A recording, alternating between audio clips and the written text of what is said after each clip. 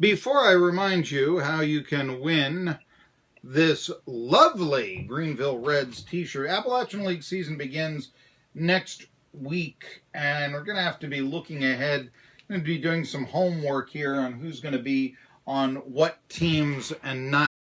I got to tell you something. I mean, I remember last year we had Joel Hanrahan on the show around this time, former relief pitcher of the Pirates, and he was a good one.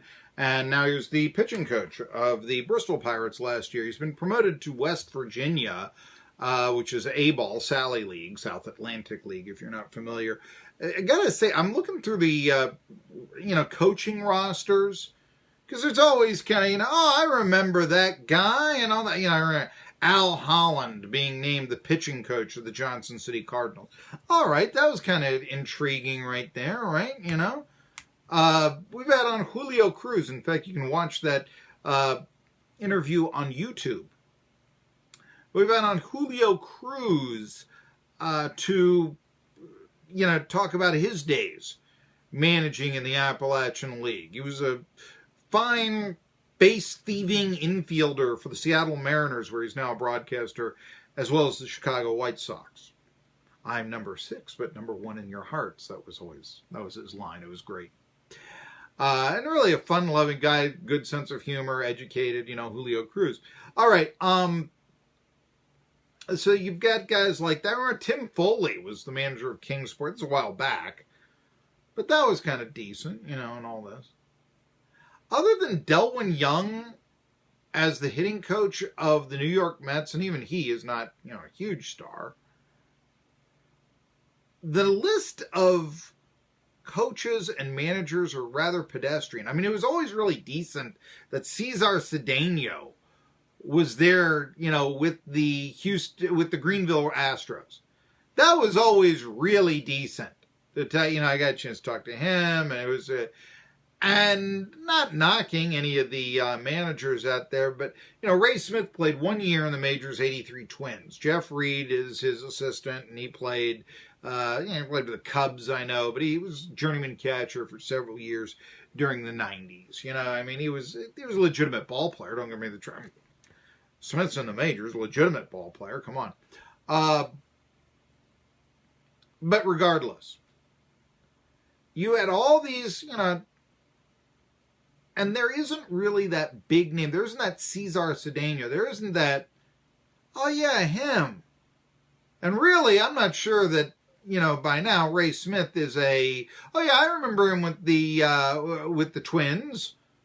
Actually, I followed baseball very heavily in 1983. I don't remember with the Twins. I remember Jeff Reed playing, Cubs and such, It's from Joliet, Illinois originally. And say, here's Joliet's Jeff Reed. All right. Regardless, I just, it's a little disappointing that there wasn't that big baseball. So there wasn't that, guy that you go through the attic and you get the baseball card out and you say, I remember, do you remember the game and all that? That maybe if you can, get that meeting that you can, really bat down. And we're a little diminished on that. Like I said, Delwyn Young with the Mets, it's their Kingsport's hitting coach. But other than that, really, I don't even have Salvador Paniagua around anymore. Salvador Paniagua was an independent league base catcher, and one of the teams that I called play-by-play for, he was the starting catcher. So he was an assistant last year with the Bristol Pirates, and I don't believe he's around anymore. Tri-Cities Sports now. I'm Marky Billson. Hey, want to ask you, I wanted to mention this question to you. I wanted to say, and I think I'm the only guy with the guts enough to talk about this, but we've been speaking of Mike Lunsford. And for the record, I like Mike Lunsford. I think he's a good coach. I think Unicoi County about almost 15 years ago was bonkers when he applied, was one of the four finalists, and they did not hire him to be the head coach at that time. It was about 15 years ago, give or take a few years, that Lunsford had applied at Unicoi County. He's a proven winner. Cloudland took the Highlanders, if memory serves, to the Clinic Bowl, as it was called at the time, state final, back in 2002. I think it was the last time that a team from, let's say, the Tri-Cities area played for a state football championship in 31 years, I want to say. I think since Tennessee High won state title. I know they won in 71, and I'm racking my brain. I know they put a linebacker to UT at that time, as a matter of fact, and I'm trying to recall here exactly if they won it in 72, but say roughly 30 years took it to the first. Of course, Greenville now, and thanks to Will Albright for coming on the show. But let me just say this. I was very disappointed to hear that Lunsford, and he's a very intense coach. He's a holler guy. All coaches have their methods, and I'm not criticizing it. I'm the guy who stood behind Gerald Sensabaugh when the video was released of him cussing out his players. And he was cussing in the school bus. I was the guy who said, that's not a reason to fire a coach. You tell them to stop, maybe, but that's not a reason to fire them. But it's what David Crockett seized on, as you know. Of course, Sensabaugh now running Sullivan County mayor. Anyhow, Lunsford was charged, and the crime was he was threatened to allegedly, obviously, knock out a 73-year-old man's teeth, all of them, I believe it was, when he got into an argument. There are worse crimes, I admit, but then again, you can't be going around to 73-year-old men, even in arguments, threatening to knock out their teeth. And again, I know Mike Lunsford, and I saw him, broadcast a high school basketball game this past year. Cloudland was playing Unicoi County. Very intense, probably the most intense, and he would, a lot of times you don't have in female basketball, especially high school level, yelling at the players. That's more of a football thing, more of baseball, and all this. He was yelling at the female basketball player. Now, again, all coaches have their methods. Coaches yell. They all do, okay? So I'm not really criticizing him for that. But he was, he was always a high-intensity individual. He was always, the temperamental guy on the field. Always treated us in the media very honest and very well. Nevertheless, if these charges are true, Mike, just take it from me, calm down a little bit. I mean, I like you, but you can't be threatening people to knock out their teeth here. We talked about this a lot. You get to that point in the argument, walk away. Come on. They're ridiculous. He was supposed to appear and have appeared before district court in Avery County, North Carolina, yesterday. However, the trial was continued. And it was continued to August 14th.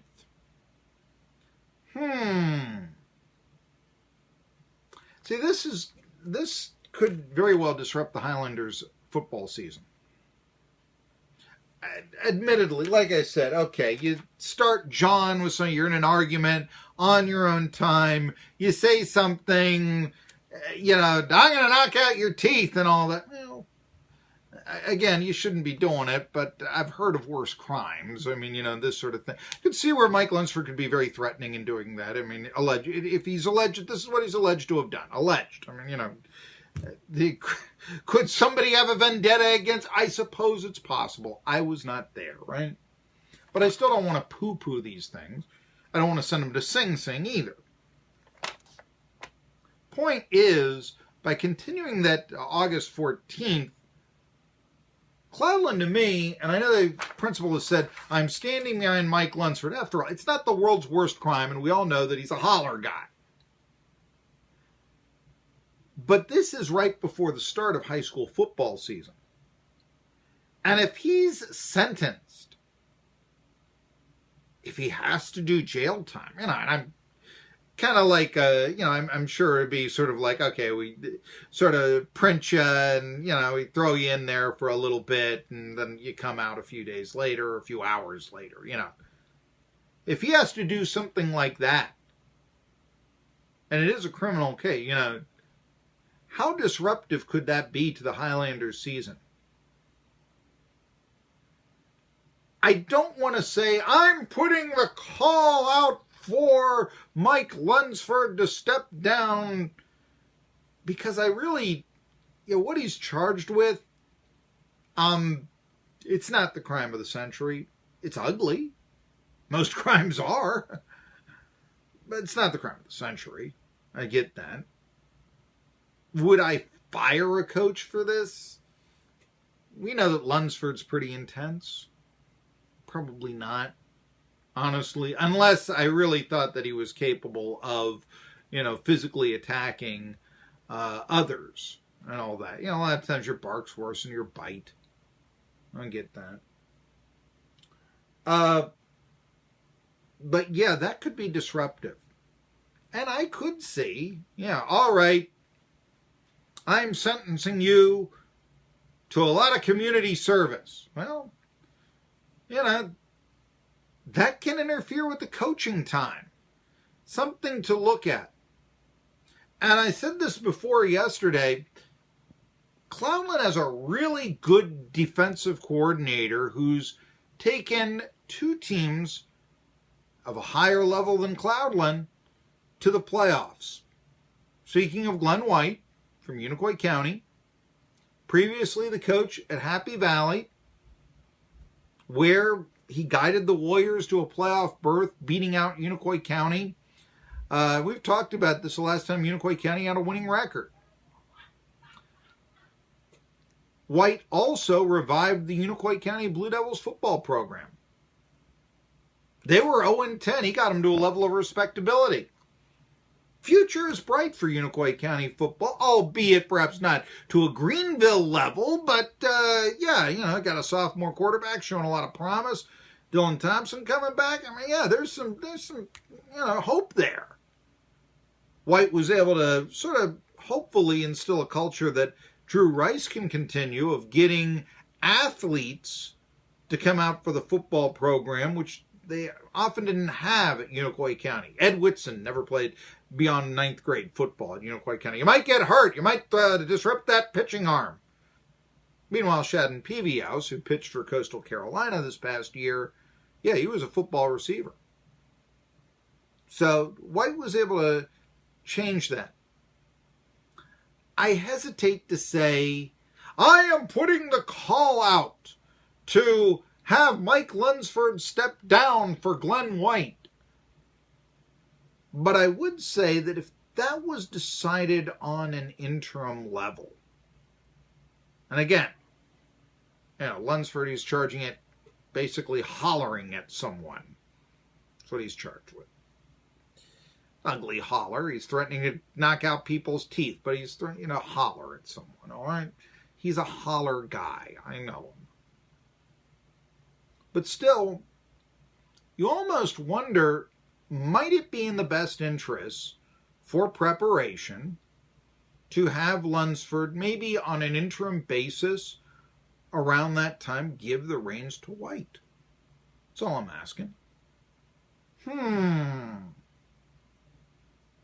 Especially since the case has been continued to August 14th in Avery County District Court.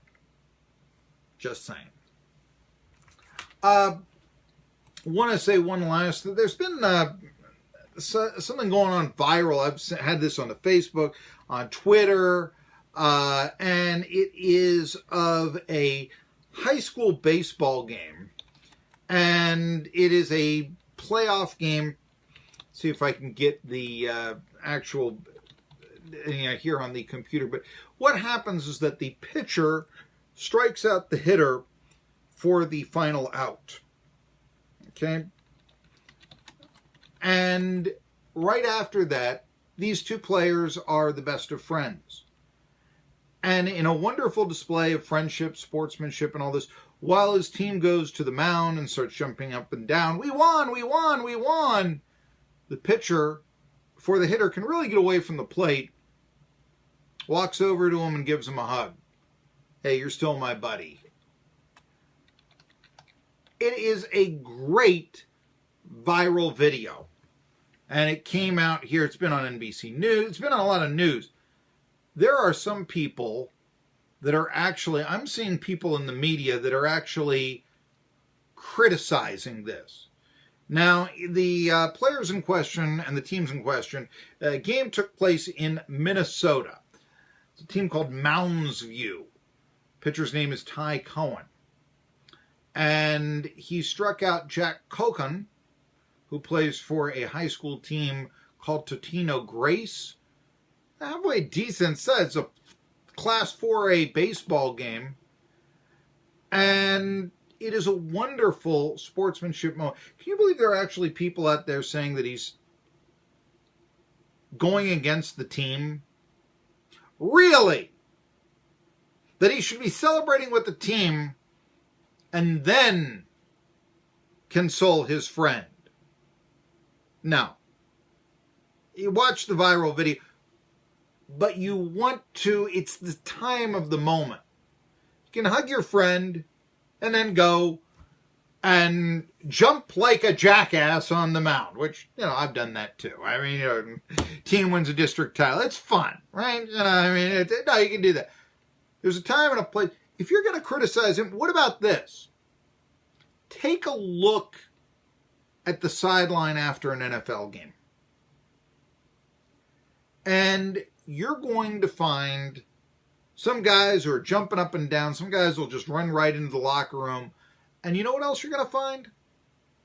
People who played with each other, maybe on the team previously, be it in college, be it in pro, going together after the game to shake hands, say, I remember you, how are you doing, that sort of thing. You'll have the prayer group in the center of the...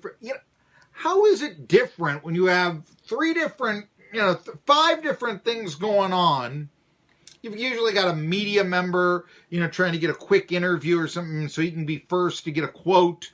And with deadlines, that's not a criticism. But you'll be getting somebody like that so you can get a sole quote, that sort of thing. How can you criticize someone for remembering friendship and then presumably celebrating with his teammates after the game is won?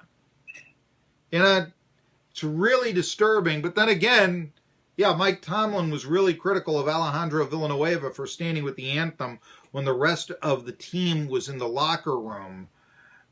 Remember that, and Villanueva had to apologize. It's the era we're in today, and it's not good. Tri-City Sports Now. BNB Irwin.